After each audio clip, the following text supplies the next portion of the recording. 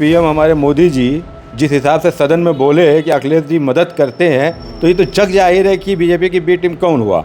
जो हमारे पे तो ब्लेम लगता है ना, हमारा तो कभी सामने नहीं आया ना, ये तो सामने आ गया ना। सदन में मोदी जी ने बोल दिया कि अखिलेश जी मेरी पीछे से मदद करते हैं। स्वर्गीय मुलायम सिंह जी ये अपनी ज़िंदगी में कह चुके हैं कि ऐसा है कि अखिलेश जी का ख्याल रखिएगा, ये वही का अखिलेश जी ख्याल कर। भैया जहाँ वो कमज़ोर पड़ते हैं बीजेपी को चुनाव जिताते हैं, इसीलिए तो उनके यहाँ सीबीआई का रेट नहीं पड़ता है, ईडी का रेट नहीं पड़ता है। आजम खां की जिस हिसाब से जेल की सलाखों के पीछे हैं, अखिलेश यादव कई दफ़ा रोड पर धरना प्रदर्शन किए, डिम्पल यादव के ऊपर थोड़ा सा टिप्पणी किया गया तो पूरा सफाई रोड पर आ गया।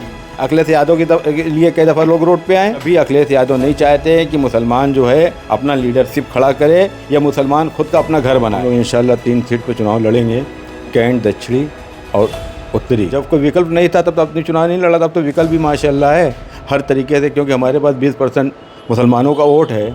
उस वोट को देखते हुए और हमें लगा कि लड़ा जाएगा तो इंशाल्लाह अच्छा ही रिजल्ट आएगा। वैसे साहब जो भी निर्णय लेते हैं वो अच्छा लेते हैं, और उन्होंने गठबंधन करके बेहतर किया। अगर गठबंधन ना किए होते तो यही सपा वाले, यही कांग्रेस वाले ब्लेम लगाते हैं कि देखो बंगाल में वैसे साहब गए अलग चुनाव लड़ रहे हैं, मुसलमानों की लीडरशिप खड़ी होने नहीं दे रहे।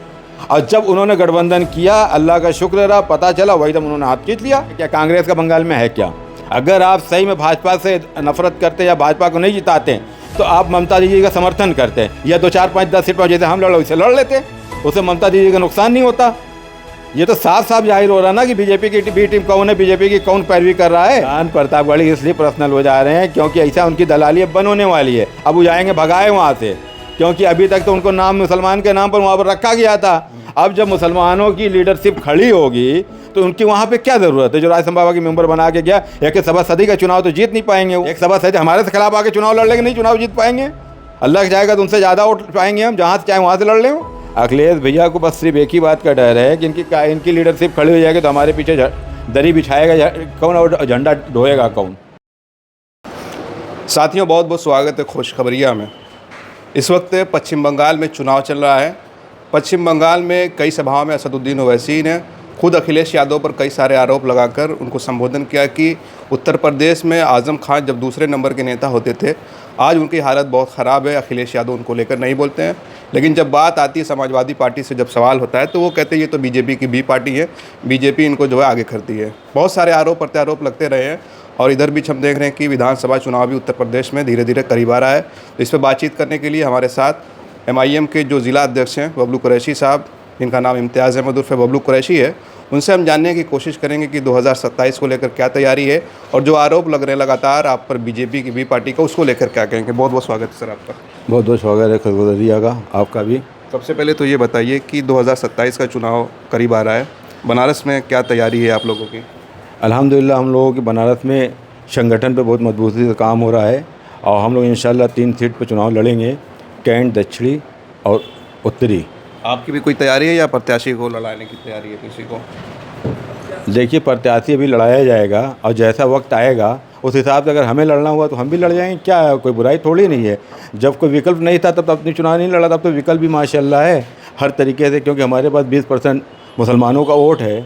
उस वोट को देखते हुए और हमें लगा कि लड़ा जाएगा तो इंशाल्लाह अच्छा ही रिजल्ट आएगा। 20% वोट की आप बात कर रहे हैं, समाजवादी पार्टी कहते हैं कि हमारा वोट है। आपकी बात जब आती है गठबंधन की तो कहते हैं कि वो बीजेपी की भी पार्टी है। देखिए, ऐसा है, अखिलेश जी की हम क्या तारीफ़ करें। उनके घर में देख लीजिए, उनकी भाभी हैं और उनकी भाइयों हैं, वो दोनों बीजेपी में हैं, ठीक है। और बीजेपी की बी टीम तो सबसे बड़ी देखा जाए कि पीएम हमारे मोदी जी जिस हिसाब से सदन में बोले कि अखिलेश जी मदद करते हैं, तो ये तो जग जाहिर है कि बीजेपी की बी टीम कौन हुआ। जो हमारे पे तो ब्लेम लगता है ना, हमारा तो कभी सामने नहीं आया ना, ये तो सामने आ गया ना। सदन में मोदी जी ने बोल दिया कि अखिलेश जी मेरी पीछे से मदद करते हैं, और ये माननीय मुलायम सिंह, स्वर्गीय मुलायम सिंह जी ये अपनी ज़िंदगी में कह चुके हैं कि ऐसा है कि अखिलेश जी का ख्याल रखिएगा, ये वही का अखिलेश जी ख्याल कर रहे हैं कि अभी उनके यहाँ सीबीआई। किस तरह की मदद करते हैं, कुछ बताएंगे किस तरह की मदद कर सकते हैं? हर तरीके की मदद कर सकते हैं भैया। जहाँ वो कमज़ोर पड़ते हैं बीजेपी को चुनाव जिताते हैं, इसीलिए तो उनके यहाँ सीबीआई का रेट नहीं पड़ता है, ईडी का रेट नहीं पड़ता है।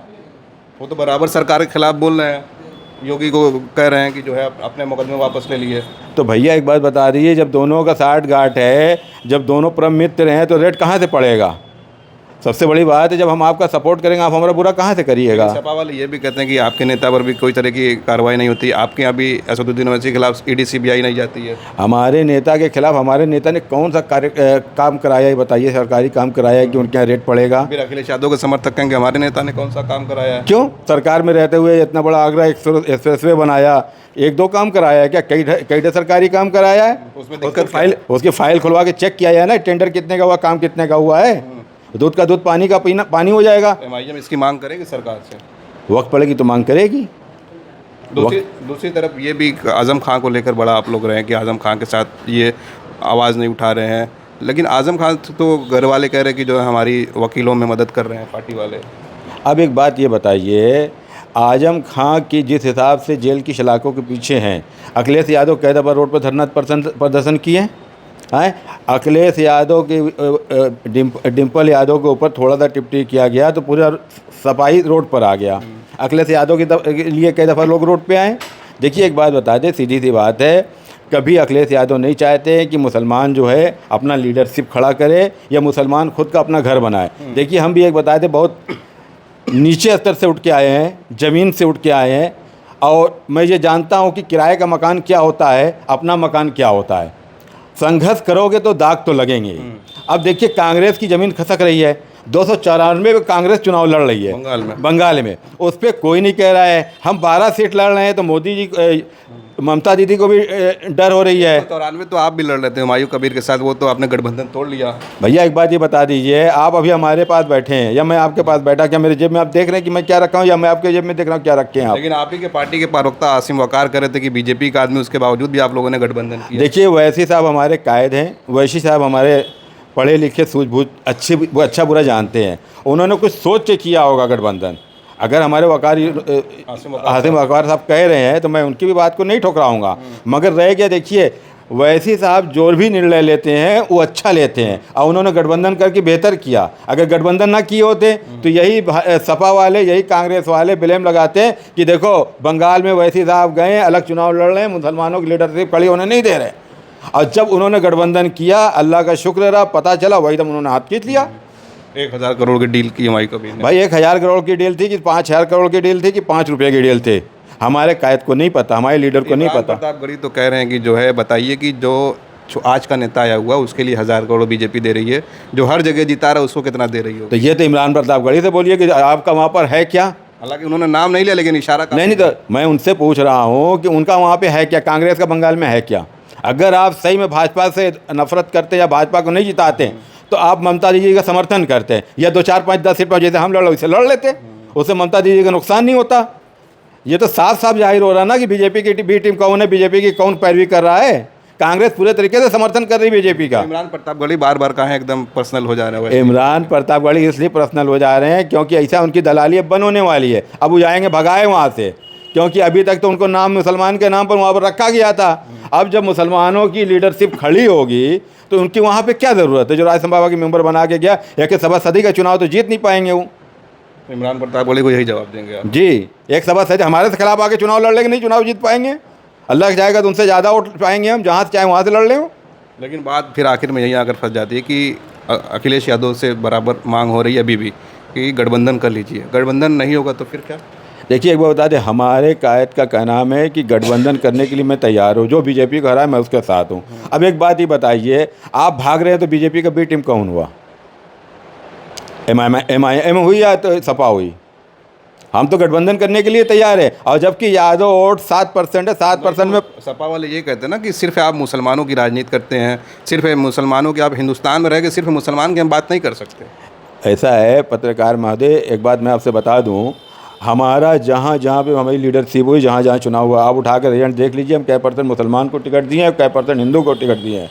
हम आज भी कहते हैं उत्तर प्रदेश में हिंदू मेरा भाई आएगा तो हम जरूर टिकट उसको देंगे। हम सिर्फ क्यों नहीं आ पा रहे हिंदू? क्यों नहीं आ रहे?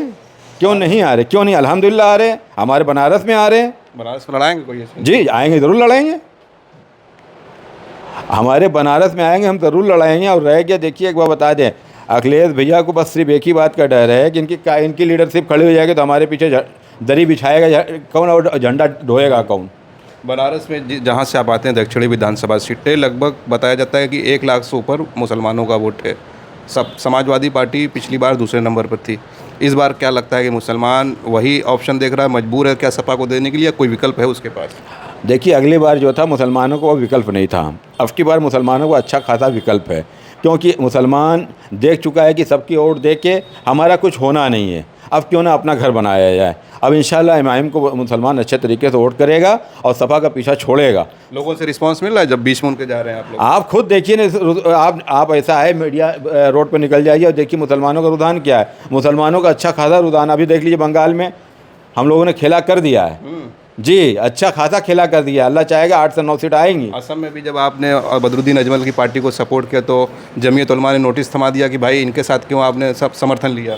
देखिए ऐसा है, मदनी की जो देखिए वो मेरे आलिम है, मेरे उलमा है, मैं उनके बारे में कुछ कह नहीं पाऊँगा। और हम लोगों ने जो किया है और बेहतर किया है कि बदरुद्दीन अजमल साहब का जो समर्थन किया गया, अगर हम लोग वहाँ चुनाव लड़े होते तो वहाँ पर वोट बटा होता तो वहाँ हारने की संभावना होती, मगर वैसी साहब ने क्या किया, चुनाव लड़ के अजमल साहब को मजबूत किया है। हम लोगों ने मुसलमानों को मजबूत करने का काम किया, हम लोगों ने दलितों को मजबूत करने का काम किया। हम लोग पिछले का समर्थन देके सपा को, भैया एक बात बता दें, हम लोग तो खुला ऑफर किए हैं। अगर अखिलेश यादव जी गठबंधन में लेना चाहे तो हम लोग तो तैयार हैं लेने के लिए। सीटें मांग रहे हैं आप लोग? कितनी? अब तो ये ऐसा है कि हमारे राष्ट्रीय नेता इसको तय करेंगे ना कि कितनी सीट पर होगा, मगर हम लोग तो चल रहा है, मंथन तो चल रहा है। हम लोग पूरे तरीके से हम लोग गठबंधन के लिए तैयार है। हम लोग ये खुद चाह रहे हैं कि जो बीजेपी कहराए हम उसके साथ हैं।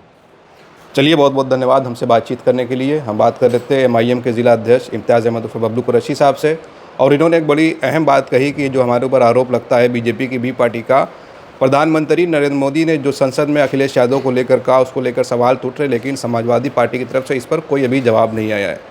अब आने वाले देखने में देखना होगा कि जो गठबंधन की मांग हो रही है, समाजवादी पार्टी उत्तर प्रदेश में MIM से गठबंधन करती है या नहीं। इस पूरी बातचीत को लेकर आप क्या सोचते हैं, अपनी राय ज़रूर कमेंट करें। आप देख रहे थे खोज खबरिया बनारस से, मैं उबैद, बहुत बहुत शुक्रिया।